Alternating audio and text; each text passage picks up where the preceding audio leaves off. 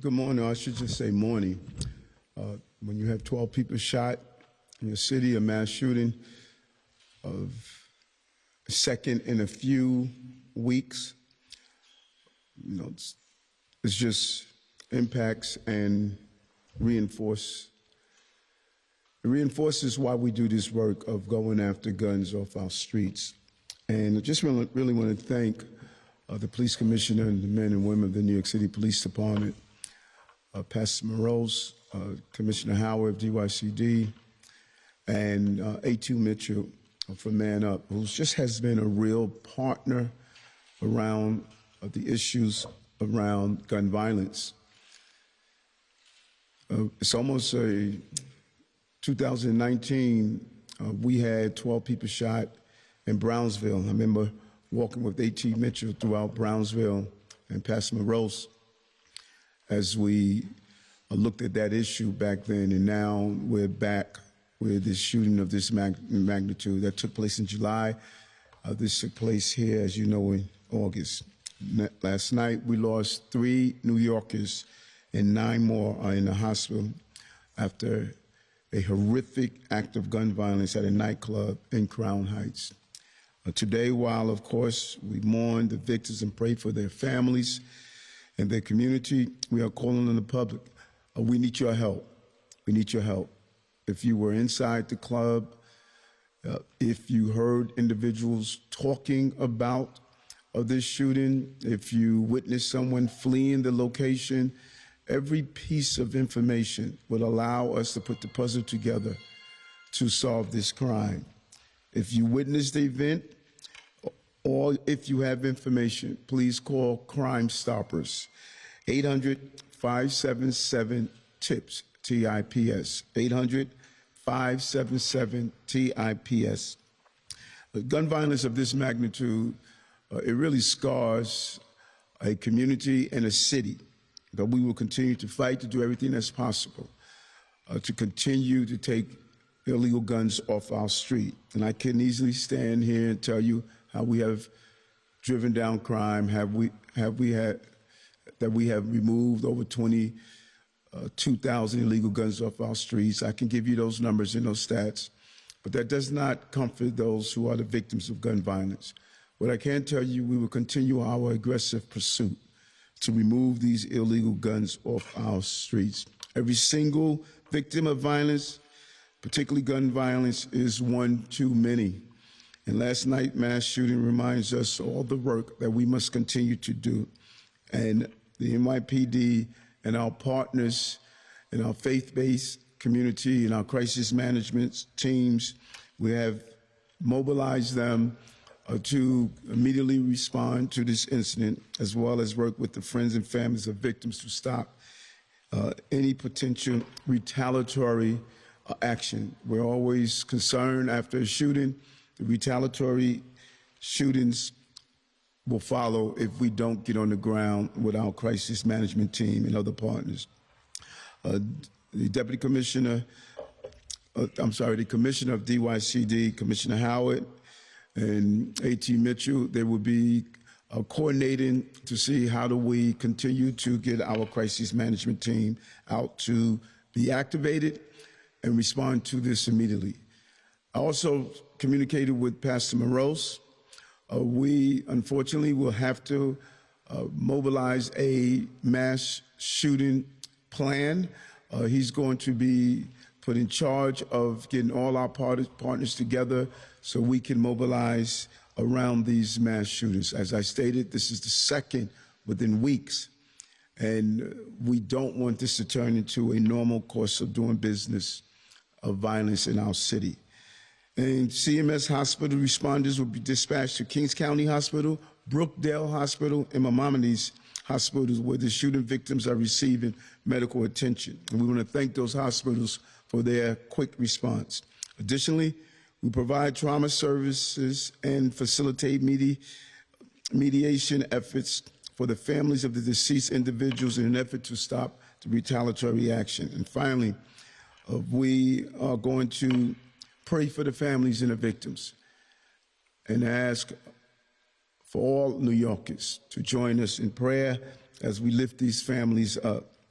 We cannot answer hate with hate or violence with violence, but you have my word. We will do all that we can to protect the innocent and bring the guilty to justice.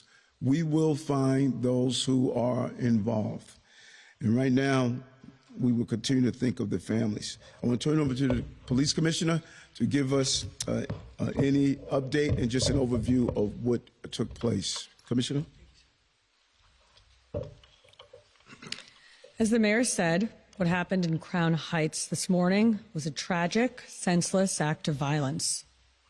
Our prayers are with the victims and their families. Our job now is to determine who is responsible and to hold them accountable. We have spent the past few hours poring over surveillance video, canvassing the neighborhood, and I can provide you with the following update, which is preliminary and subject to change.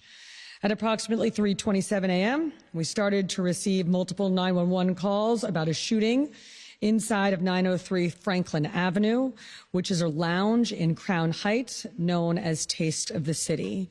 Officers arrived within minutes of the first 911 call and found numerous gunshot victims out inside of the location. Currently, we have identified 12 victims ranging in age from 19 to 61, 9 males and 3 females. Since the time of our last briefing, the victim count went up by 1 from 11 to 12. 3 of the victims have been pronounced dead. 1 male age 27 and 1 male age 35 who succumbed to their injuries at the hospital, as well as 1 male age 19 who was pronounced on scene. The 9 remaining victims are at local area hospitals with what is being described right now as non-life-threatening injuries. We are withholding victims' names at this time, pending family notifications. The investigation into this incident is ongoing. What we know preliminarily is that there was a dispute inside the crowded club that led to the shooting. We believe that there were up to 4 shooters involved in this incident. Our crime scene investigators have now recovered 42 shell casings from multiple guns. The shell casings appear to be from 9mm and .45 caliber weapons. At this time, no one is in custody, and the shooting preliminarily appears to be gang-related. Our detectives have recovered a firearm in the vicinity of Bedford Avenue in Eastern Parkway. We are investigating whether that firearm is tied to this shooting incident. As the mayor said, anyone with information is urged to call Crime Stoppers at 1-800-577-TIPS. Thank you. I'll now turn it over to Pastor Monrose. And thank you, Commissioner, and thank you, Mayor Adams, for your continued leadership on showing the humanity side of the business of running a big city like New York. Today is a summer day, of course, of worship across congregations in Crown Heights and New York City who have gathered to worship and pray. We are reminded of the frailty of human life and the reckless and deadly behavior of those who are armed with illegal guns respect to human life. Our prayers and our condolences are to the family and friends of those who have lost their lives, and we are praying for a speedy recovery of those who are in the hospitals. May we take a moment to have a moment of silence as we remember the victims and also remember those who have lost their life even this year.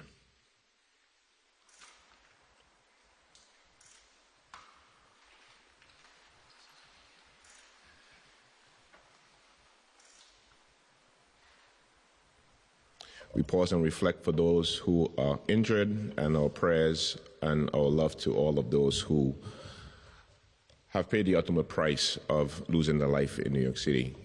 We will be providing clergy care throughout the coming days, and I want to also recognize and thank Commissioner Keith Howard for providing the support, and also now I'll turn it over to A.T. Mitchell-Mann, who will have some comments. Good morning. A.T. Mitchell Mann, again from Man Up Incorporated, one of the crisis management system organizations in Brooklyn, New York, a part of the citywide crisis management system. I'm here joined by other fellow colleagues of mine alongside the system, as well as my colleagues here in government. And I'm speaking on behalf of the community at large in Brooklyn right now, and not the entire city. I'm more than sure, as folks woke up this morning, everyone heard the sad news that we were very taken aback because this summer has been relatively going quite well throughout in terms of the different things that community has been doing. But this morning we woke up to the sad news, and it made us really question, what is really going on in our city in some cases. And we are outraged.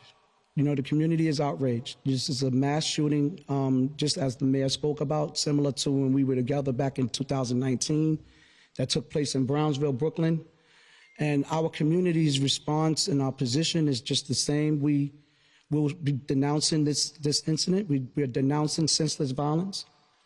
We do not, think that this is a way that one needs to resolve their conflicts if that's what they chose to do. But now we step aside and we allow for our colleagues in the police department to do their job. But we have been, as a system, we've been responding ever since the call has been made. Our hospital responders are, as the mayor mentioned, on location at the hospitals right now, working with the families.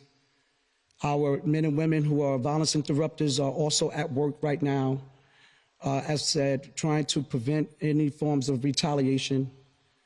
And so we are going to do our part. I just want to end by saying my condolences to the families of those that lost, and also to the family members who are recovering at the hospital.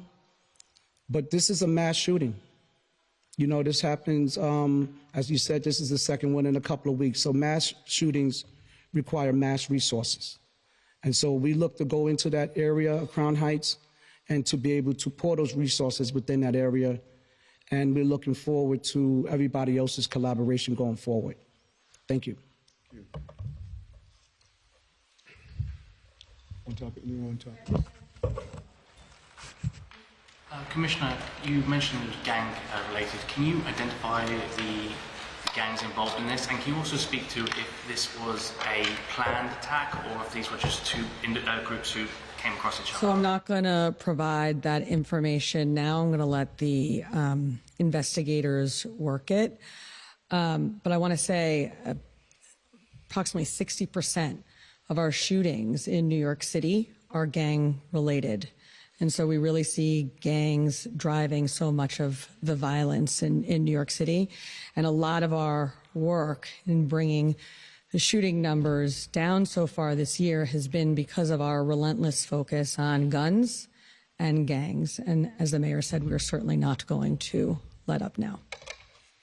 Do we know if these victims are innocent victims? And also, I know you can't discuss too much about motive, but do we believe this gang, that there are teenagers involved in this gang? So again, I'm not going to speak more about the gang motivation, but yes, we have reason to believe that some of the victims were involved in the shooting incident. But again, that is preliminary and subject to change.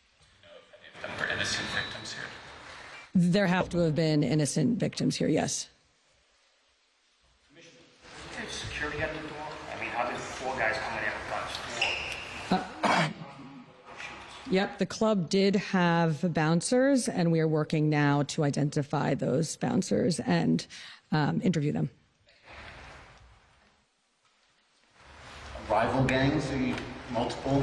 As I said, I'm not going to comment more on the gang relation here. But anytime we have gang violence, we always immediately think about retaliation and how we plan for that. Thank you, everybody. Thank you.